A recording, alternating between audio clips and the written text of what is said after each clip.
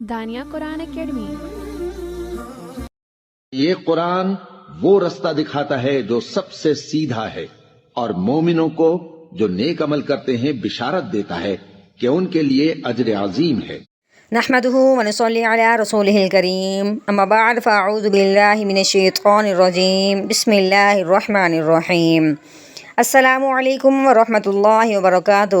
امید ہے آپ سب خیریت سے ہوں گے، انشاءاللہ جہاں ہوں گے ایمان اور صحت کی نعمت سے مالا مال ہوں گے۔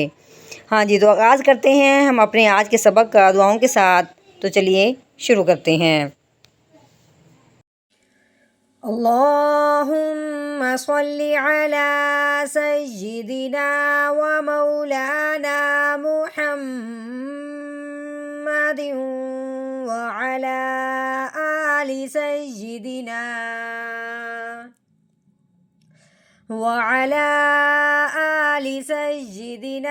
و مولانا محمد وبارک وسلم۔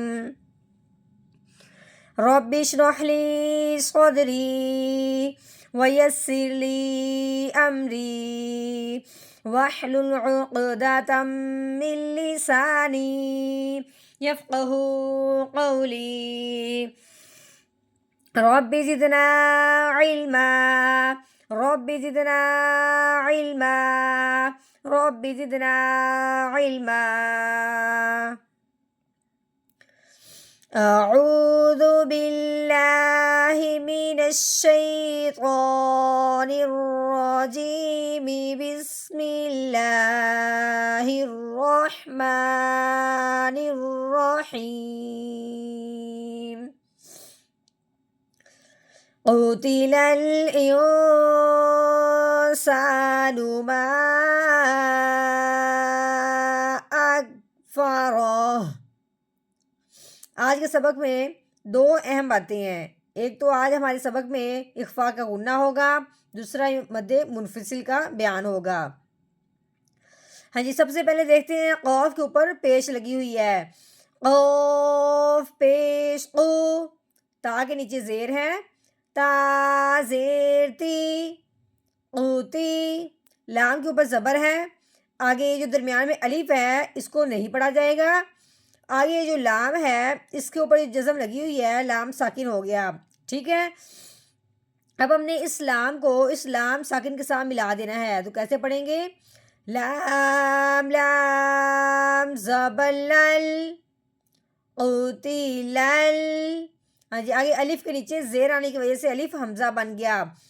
اب ہم نے اس کو حمزہ پڑھنا ہے، آگے نون کے اوپر جزم آنے کی وجہ سے نون ساکن ہو گیا۔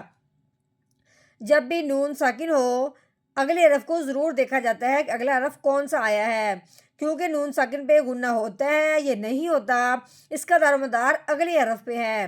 اگلا حرف سین ہے، سین جو ہے یہ حروف ہلکی میں سے نہیں ہے، نہ ہی لام اور را میں سے کوئی ایک حرف ہے۔ نون ساکن کے بعد اگر حروف ہلکی میں سے کوئی حرف نہ آئے، لام اور را میں سے بھی کوئی حرف نہ آئے، پھر نون ساکن پہ غنہ کرتے ہیں، وہ بھی کون سا؟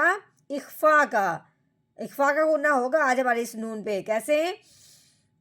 حمزہ نون زیر ایو، کیسے پڑھنا ہے؟ ایو۔